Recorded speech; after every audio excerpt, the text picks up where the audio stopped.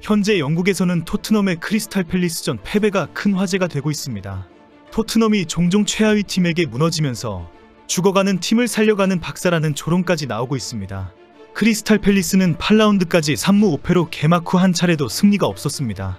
하지만 토트넘을 잡으면서 9경기 만에 귀중한 1승을 챙겼습니다. 팰리스 팬들은 현재 소생 능력 특별하다, 토트넘 박사 고마워를 소셜미디어에 올리고 있습니다. 토트넘은 치욕적인 패배의 원인을 놓고 모두 손흥민의 공백을 지적하고 있습니다. 영국 매체들뿐 아니라 포스텍 감독과 비카리오까지 직접 주장 손흥민에 대해 언급했습니다. 특히 마이키 무어를 선발 출전시킨 결정이 잘못되었다는 논쟁은 상당히 뜨겁습니다. 무리하게 최하위 팀과의 원정 경기에 출전시켰다가 한계를 드러내고 스스로 위축되게 해버렸기 때문입니다. 첫 번째 선발 출전의 트라우마에서 벗어나기가 쉽지 않기 때문에 무어에게는 최악의 경험이 되었다는 것입니다. 이런 상황에 갑자기 오늘 토트넘 팬사이트들은 K리거 양민혁에 대한 기사를 쏟아내고 있습니다. 최근 맹활약과 함께 내년 1월 입성에 대한 기대를 줄줄이 전했습니다. 경기 후 토트넘의 수문장 비카리오가 영국 데일리메일과의 인터뷰에서 손흥민을 직접 언급했습니다. 원정 팬들에게 사과의 인사를 전한 후에 선수단을 향해 강력한 질책을 했습니다. 비카리오는 상대는 싸우려고 덤벼들었는데 우리는 그게 부족했다라며 우왕좌왕 헤매기만 하고 제대로 된 투지를 보여주지 못했다고 비판했습니다. 이어 비카리오는 손흥민은 우리 팀의 주장이지만 우리에겐 큰 스쿼드가 있다. 그의 부재에 대처해야 한다. 우리는 손흥민 없이도 승리할 수 있어야 한다. 우리가 부족했던 건 축구 실력이 아니라 태도와 투지였다라고 주장했습니다.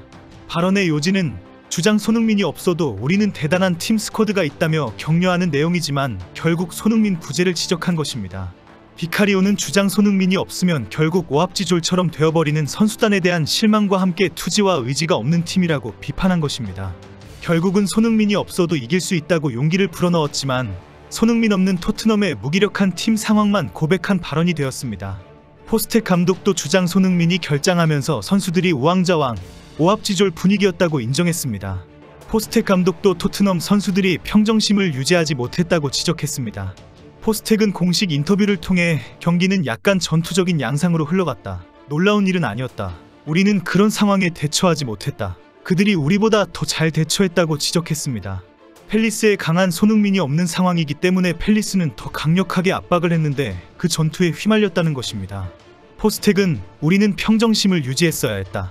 팰리스의 함정에 빠지지 않고 훨씬 더 냉정하게 판단했어야 했다. 하지만 같이 충돌하면서 공격 흐름이 뚝뚝 끊기는 상황이 되어버렸다고 아쉬워했습니다. 이어 선수들이 상황을 통제하는 데 훈련이 되어야 한다고 지적했습니다. 상대가 더욱 공격적으로 접근하고 심판이 어떻게 대처하는지, 또한 경기 중단이나 시간 끌기 등에 적응해야 한다고 요구했습니다. 크리스탈 팰리스전 이후 가장 큰 논쟁은 마이키 무어 출전에 대한 논쟁과 실망감입니다. 경기 전부터 마이키 무어에 대한 기대와 함께 선발 출전이 위험하다는 주장이 상당히 많았기 때문입니다. 그럼에도 불구하고 포스텍 감독과 많은 팬들이 최하위 팀인 크리스탈 팰리스를 상대로 마이키 무어를 출전시키는 것이 최고의 경험이라며 출전을 밀어붙였습니다. 리그 첫 데뷔 경기에다가 원정 경기에 출전해서 승리에 기여하면 엄청난 자신감을 가지게 될 것이라고 믿었기 때문입니다.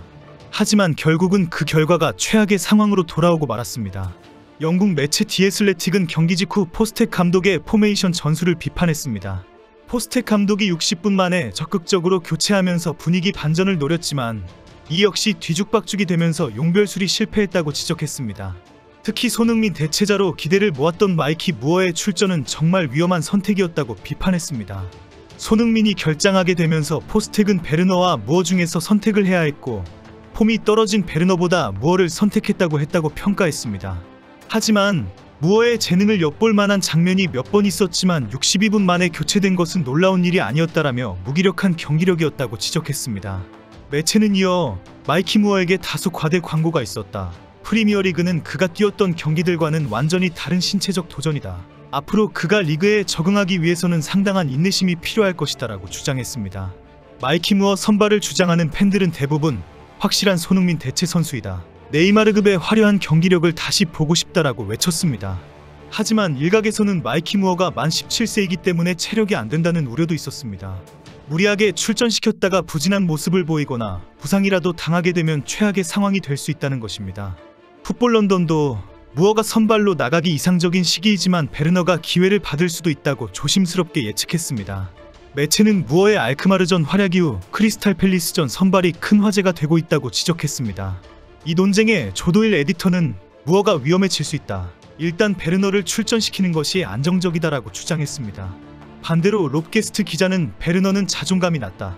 많은 사람들이 베르너를 원하지 않는다. 무어가 확실한 선택이다라고 반박했습니다.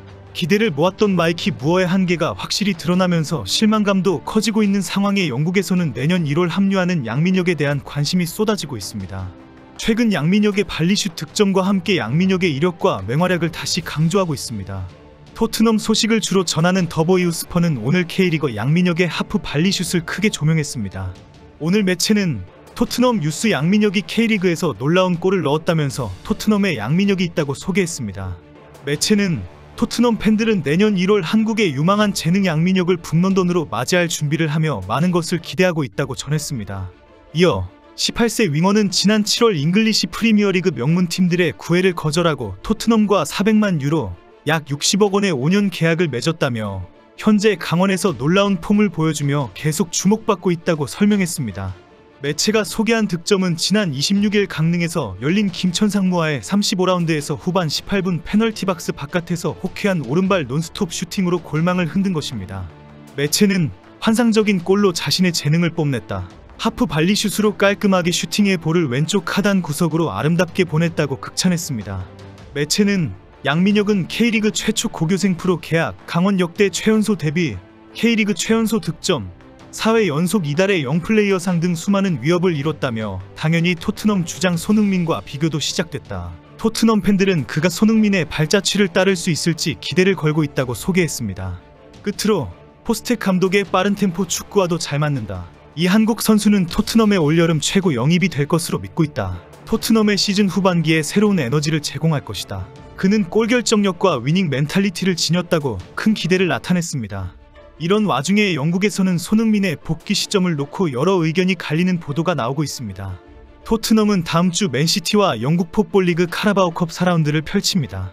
무관이 오래 이어지는 토트넘 입장에서 카라바오컵은 현실적으로 우승을 노려볼 만한 무대입니다. 맨시티가 1.5군을 보낸다고 하더라도 손흥민을 출전시켜서 무리를 하면 이어지는 경기에서 더 큰 것을 놓칠 수가 있습니다. 토트넘은 맨시티전 이후 11월 3일 에스턴 빌라와의 리그 10라운드 경기가 있습니다. 이어 바로 튀르키예 원정으로 갈라타사라이와 유로파리그가 기다리고 있습니다. 카라바오컵 우승 가능성을 놓고 맨시티전에 손흥민을 출전시켜야 하는지에 대해 토트넘 팬들의 의견이 많이 갈리고 있습니다. 내보내라고 그렇게 설치더니 이제는 손흥민이 다 살려달라고 요구하고 있는 꼴입니다. 토트넘의 팬들 요구보다 더 중요한 것은 손흥민의 회복입니다.